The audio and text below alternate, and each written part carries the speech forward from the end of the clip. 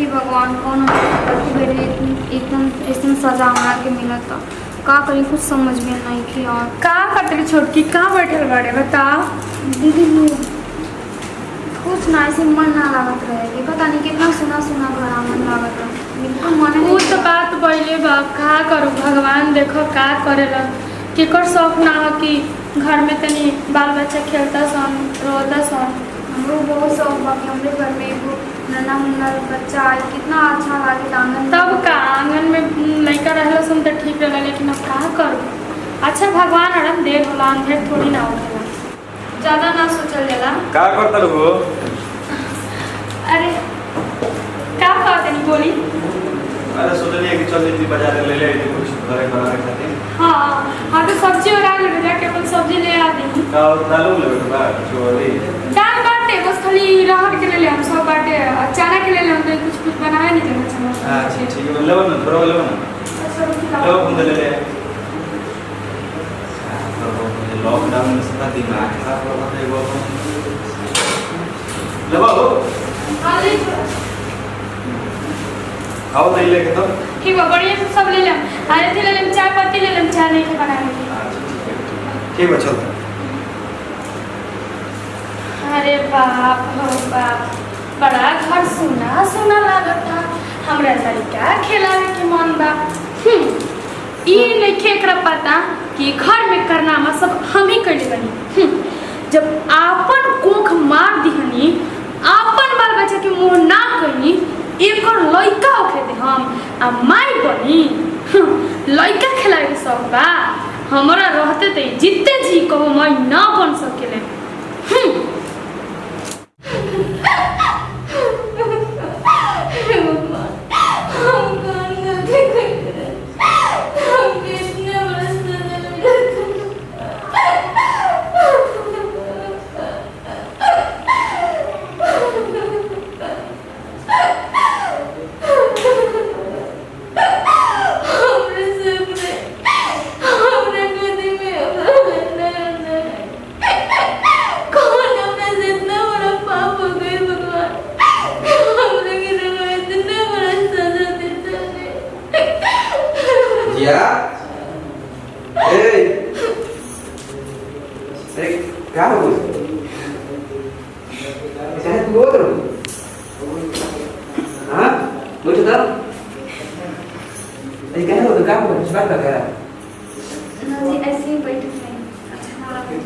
अच्छा ना लगा तो रोत रहो।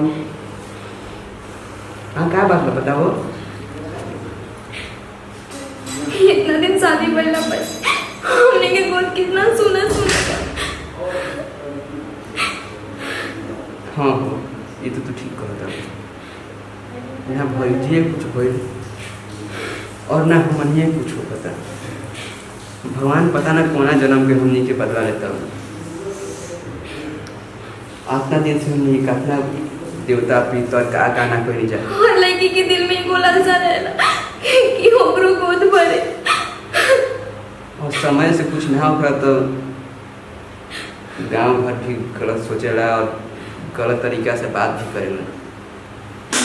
हे भगवान कौन जन्म के हमने से बदला देता रहो आखिर क्या हमने गलती कर रहे हैं भगवान। लेकिन तू वो मत एक बात कहीं सब खेल हुए खेल ठीक बटे और उनका घर में देर बाटे अंधेर ना ठीक बटे सब लोग रखा और सब लोग करे वाला के जरूर नहीं देगा ठीक बटे अब रो मत। ए हंसदा हंसदा हंसे लेकिन हंसे तो ठीक लगे ठीक बटे ऐसा नहीं इमोशनल बात मत करो ठीक बटे भगवान ने तुम्हें जरूर सुनी और तुम्हारी बहुत जरूर करेगी हमारा पूरा विश्वास कर ठीक ना। समय से पहले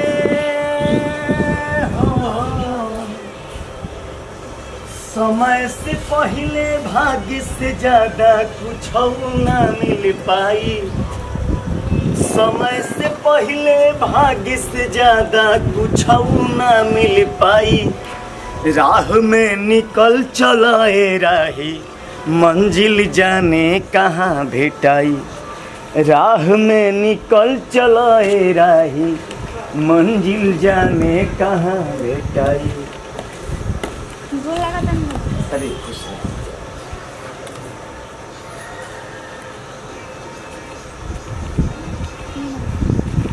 ना बच्चा, काहे बाबा रवा ऐसा बात है? तोहरा हाथ में हम दीक्षा नहीं ले सकते। काहे बाबा? ऐसे नहीं ले सकत ना बच्चा कि ये घर में क्यों ना हमारा दोस्त लगे। ये घर के भिक्षा तक आ, ये घर के एक गिलास जल भी ले आओ। काहे बाबा रवा ऐसा बोला था नहीं? बच्चा, ये घर में बहुत दोस्त बारी, बहुत ज्यादा दोस्त बा। ये घर में कबो कबो कोई के वंश ना हुई, कबो कोई के वंश ना। और तू चाहत रो ना माई बने के, तार कबो बाबा सपना रवा पूरा कैसे ना हो। पता बा? बच्चा, हमने के अघड़ है जा, और हमने के 8-5 सब पता रहेगा। ये घर में बहुत दोस्त बा। ये घर के देखे के पड़े बच्चा। बाबा चल के देख ली। बच्चा, उपकार करेगे तो हमने के खून में रहेला, और हम चल के घर के देखभाल करब, और ये घर में भी वंश हो। चल बच्चा, चल चल देखा था। हर महादेव, हर महादेव। बाबा आए ना। और कहाँ बानी जी? हाँ आए देखी ना। राख निरंजन। प्रणाम बाबा। अरे आयुष्मान भव। हाँ, दोस्त बा, ये घर में दोस्त बा बच्चा। बाबा रवा से हाथ जोड़ के विनती करते रवा कुछ करी ना। ए चुप रहो। मूर्ख, ये घर में कब वंश ना हुई। क्या कहते हैं और बाबा? तू ये लड़की क्या बोल रहा है? मैं चुप रहा।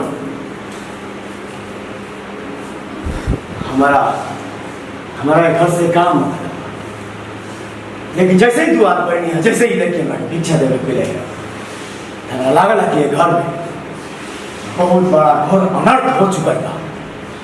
कबो तुम बाप ना बने। बाबा रवा ऐसा काहे कहता नहीं? रवा कुछ करी ना। हे लाताई बने। क्या दिक्कत बा बाबा?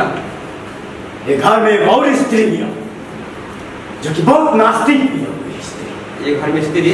हाँ, एक घर में कोई स्त्री नहीं है बाबा, बस ई बाड़ी और हमारे फौजाई बाड़ी। जो भी होगी, ये लड़की के अलावा एक और स्त्री भी है और नास्तिक भी है। बाबा वो हमारे जेठानी जी है, हमारी दीदी। कोई होगी, वही नास्तिक भी है। और ये घर में वंश ना लाने के कारण सिर्फ और सिर्फ वो जो भी स्त्री होगी वही भी है। ये का कहता नहीं बाबा रवा? हमारी दीदी से नहीं की कर सका। तो कितना बढ़िया नहीं फौजाई बाड़ी लोग। मूर्ख, धोखा आज तक संतान काहे न भाई, काहे भाई संतान होगा। जरा सोच। बाबा रवा अपना घर के ठीक कर दिलो, जे मांगब ना हम दे देवे के तैयार। मूर्ख, हमारा धन दौलत रुपया कोई ना चाहिए। हमने क्या अघड़ है क्या? हमने क्या अघड़ है क्या? और जहाँ भी लोग के लागी कुछ खराब हो गया हो ना बा, तो हमने की मुझे पहुंच जाना चाहिए। ये देखिए ना भाई बाबा, समान क्या है। का बात हम एक का सुनता नहीं पहले, लेकिन घर में एगो स्त्री लिया है यो। हाँ बाबा, एक घर में कब वंश ना हो, तू भी कब बाप ना बन। काहे बाबा के कारण? एक घर में वो स्त्री जो दिया वो नास्तिक हाल के स्त्री बाबा की बाटी बस ई बाड़ी और हमारे फौजाई बाड़ी। एक घर के जो भी सदस्य का पूरा आंगन में लाओ। अच्छा अभी लाओ। सुना? हर महादेव। निकाह हो रहा था, निकाह हो रहा था। ये तो हमने के परिवार बा, देखी तो हमने के ये परिवार बा। बोला तो नहीं बोला बाबा। बा? बोला ऐसमान का बाबा का इतना चिल्लाता है? हमने की अघड़ नहीं था, हमने के सबके आशीर्वाद देवल था, लेकिन तू नास्तिक हो। घर के कैसे आते तू हैं? विनाशकारी बा। चल जाइए ऐसे अपन ढोंगा ढोंगी मत सुनाइए दीदी हमारी। काहे कहता नहीं? रुको अभी। ये हमारा के ढोंग बोल रहा दिया। बाबा उनका तरफ से हम माफी मांगता नहीं बस। बाबा बाबा, जी आज ऐसा नहीं थी तो वो काफी से कहता है लोग साबित करके दिखाओ है। पहले द्वार पे ले चलो। एक हाथ से अगर अचार आदमी के बारे में छोड़ो। चाहे चलो चलो तो सुना है, सुना दीदी जी रुको मत बोलिए। बालक एक हाथ से अगरबत्ती करवा। अभी दूध के दूध और पानी के पानी कर देते नहीं हमने क्या हमारा नहीं जाना सब गलत क्या करेंगे मूर्ख समझ में नहीं खावा छोटका अगरबत्ती लेता हम अगरबत्ती करें। अगरबत्ती ना नहीं बा हमारा बारे के पड़ी ना बार हम तक कर ले। तू क्या जानते रे अच्छा मूर्ख हमनी से जवाब मारे बाबा से तोनी का ताकत का तना मारे हैं हर टाइम 85 हमनी के आगे तोनी के ताकत नहीं है अगरबत्ती बना ये ओवर होके है तो ना बोल रे। अच्छा बता देख आवे लगा अरे क्या हो रे? अगरबत्ती दे कर हाथ में ये भाई फौजी कैसे बोल रही हो अगरबत्ती हटाई अगरबत्ती बाहर जल्दी ना बार तक कर ले रे। का कर ले? दीदी जी पड़ा है। मूर्ख दे अगरबत्ती जल्दी कर हाथ में ले चल चल जय महाकाल हम अगरबत्ती ना मारो। उठाओ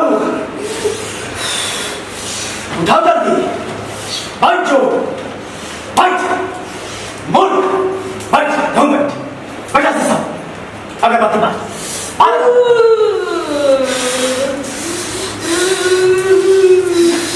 तोहर एक रनवा पर हम बाबा करमावा कही हो बाबा हो। अच्छा लगे अच्छा लग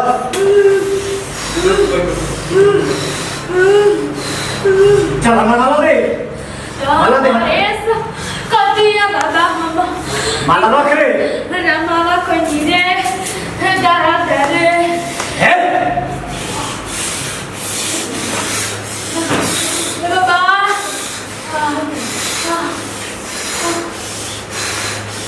ये बस रख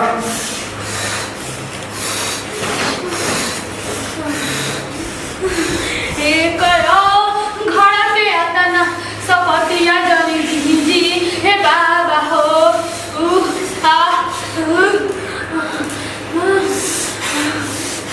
चल बताओ कि हई 12 क्लास तक बाप कहे ना बोला बताओ चल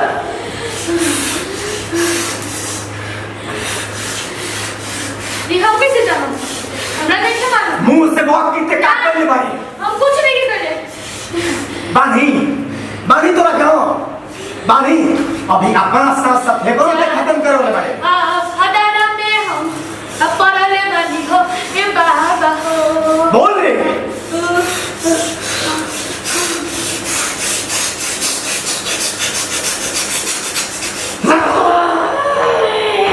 बोल बोल बोल क्या करे मेरे बोल बोल बोल बोल हम पहले बनी क्या करे हमार बेटा ना भाई घर में बंद ना हो खेले।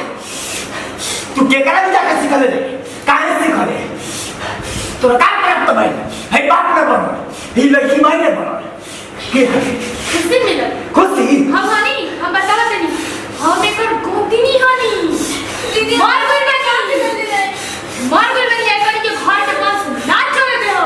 तू हां हां एकर के हम डांस सिखले हमारा आगे जीत अरे ये सब का है आखिर तारा बोन से प्रॉब्लम तोरा कुछ हाथ नहीं खे कि हम तोर भौजाई हनी रे। देखो जी सारे का कभी मिल रही हम नहीं करो हम अपना बोल कमेंट तू हनी के ना सबमाइट कोई बिया एक बार सजा हमारी कैसे तेरे बोल दी पनीर हमें करे के डाइट बनाए को मजबूर हम कइले बानी।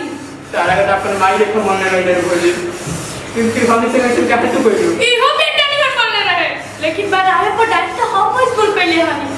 अब कोको ना हो खेले माल बच्चा कोको ना देखो अब जवान बड़े बोल जी हां दे ना दे हां दे ना दे हां दे ना दे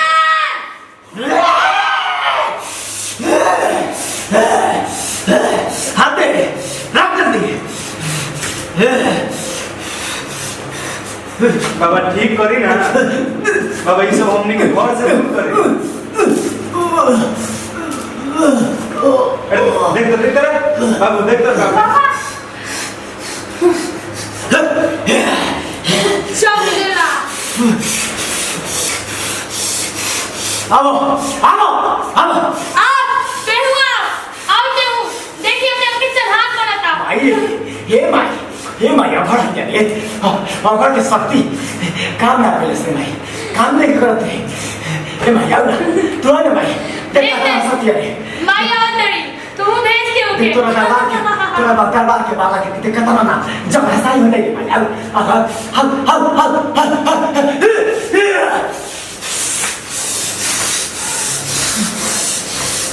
तो क्या हमने आधा पुत्ती की बाबा सॉरी आधा पुत्ती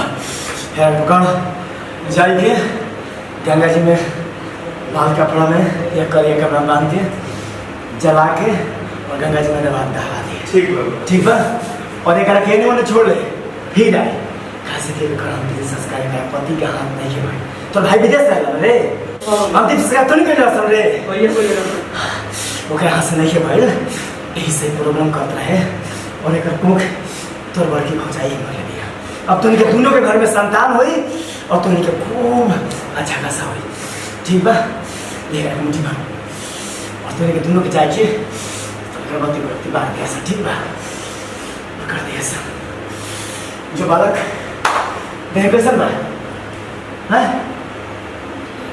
हैं ठीक बा ना जा मां हल्का बा ना आराम करो बाबा तो फोन के पापा से कर दे बाबा चलो तू घर में चलो तो बाबा भाई सब क्या करो गवनी में फेंक दे ये गाय के खिया दिया सर आटा है ना गाय के ऐ जतना गर्भवती 5 दिन का बर्बाद दिया सर फिर तक भी अब दू गर्भवती यहीं में से लेके जिया सर बाबा तो अपने घर में कौन दिक्कत नहीं ना अपने के घर में बालक खेल सके हो अरे खुश रहो सर बाबा कुछ जाओ शिरा पड़े मौका देते हैं बालक के शादी करे सन बुढ़ा जी पूरी खीर खिया दिया सब तुन के झूठ कर दे तुन के घर में सब ठीक चल बालक चल चलिए बाबा है समान हो अरे समान बा बच्चा समान चल बाबा के तो देखो आगे अगरबत्ती में कैसे बना देखिए भाई चल हम करिए अलख निरंजन